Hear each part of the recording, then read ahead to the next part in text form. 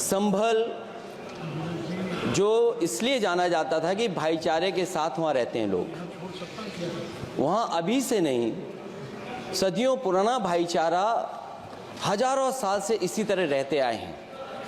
लेकिन अचानक ये जो घटना हुई है, ये सोची समझी रणनीति के तहत वेल प्लान्ड हुआ है और वहाँ के भाईचारे को गोली मारने का काम हुआ है। जो घटना हुई है वो सोची समझी साजिश है।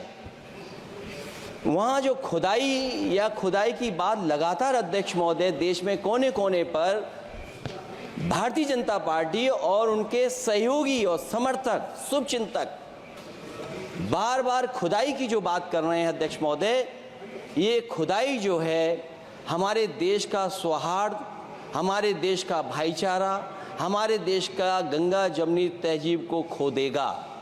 मैं आपका धन्यवाद इसलिए भी देता हूं कि इस महत्वपूर्ण जो साजिश हुई, और वो साजिश सोची समझी इसलिए मैं बोल रहा हूं। उत्तर प्रदेश का चुनाव था, पहले 13 तारीख को चुनाव होना था और 13 तारीख के चुनाव को उन्होंने बढ़ा करके 20 तारीख कर दिया। और इस जो घटना है मैं आपके सामने पढ़ना चाहता हूं। अध्यक्ष महोदय, ये यात्रा रुकी क्यों नहीं है? यात्रा ले जाओ दूसरी तरफ।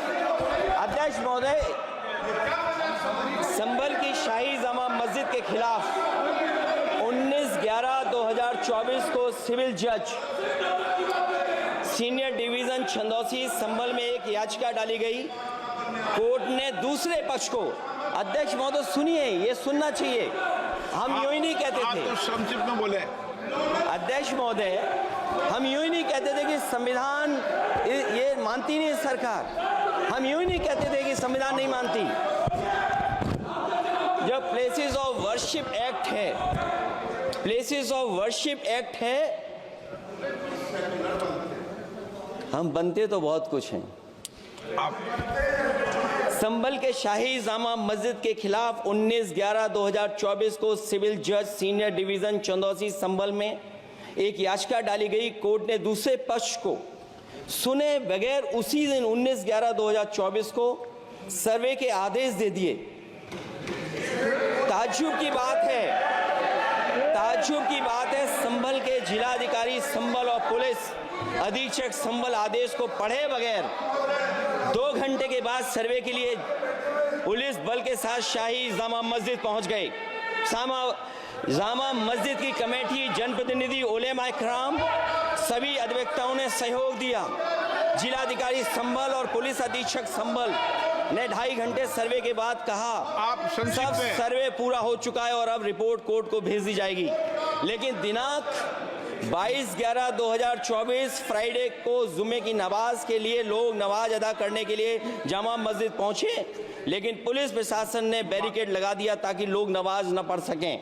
उसके बाद भी लोगों ने संयम बरतते हुए नमाज अदा की और किसी प्रकार का विरोध प्रदर्शन नहीं किया। 29/11/2024 को कोर्ट की अगली तारीख तय थी। शाही जामा मस्जिद की कमेटी और मुस्लिम समाज के सभी लोग कोर्ट में केस की पैरवी के लिए तैयारी कर रहे थे, परंतु दिनांक 23/11/2024 की रात पुलिस प्रशासन द्वारा कहा गया 24/11/2024 यानी अगले दिन सुबह को दोबारा सर्वे किया जाएगा।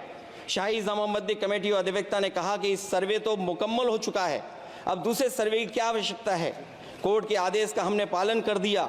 अगर दूसरे सर्वे कराना है तो दोबारा आदेश करवाएं, कोर्ट के आदेश के बाद हम दोबारा सर्वे करा देंगे। लेकिन जिलाधिकारी संभल और पुलिस अधीक्षक संभल ने कोई सुनवाई नहीं की और तानाशाही दिखाते हुए सुबह के वक्त से पहले शाही जामा मस्जिद आ गए। शाही जामा मस्जिद कमेटी और मुस्लिम समाज के लोगों ने फिर भी धैर्य रखा और दोबारा सर्वे के लिए अंदर ले गए। सर्वे के दौरान करीब 1.5 घंटा बाद जब जनता को सूचना मिली तो वो इकट्ठा होना शुरू हो गए। लोगों ने सर्वे का कारण जानना चाहा तो सर्किल ऑफिसर ने उनके साथ गाली गलौज की और लाठीचार्ज करवाकर बुरी तरह जख्मी कर दिया। इसका विरोध करते हुए चंद लोगों ने पत्थर चलाए, जिसके बदले में पुलिस के सिपाही से लेकर के अधिकारियों तक ने अपने सरकारी और प्राइवेट हथियारों से गोलियां चलाईं, जिसका वीडियो रिकॉर्डिंग है, जिसके एवज में दर्जन लोग गोलियों से घायल हो गए हैं। 5 मासूमों जो कि अपने घर से सामान लेने के निकले थे, उनकी मृत्यु हो गई। संभल का माहौल बिगाड़ने में, संभल का माहौल बिगाड़ने में याचिका दायर करने वाले लोगों के साथ पुलिस और प्रशासन के लोग जिम्मेदार हैं। इनको निलंबित किया जाना चाहिए और हत्या का मुकदमा चलाया जाना चाहिए, जिससे कि लोगों को इंसाफ मिल सके और आने वाले समय में कोई इस प्रकार की संविधान के खिलाफ और गैर कानूनी घटना को अंजाम न दिया जा सके।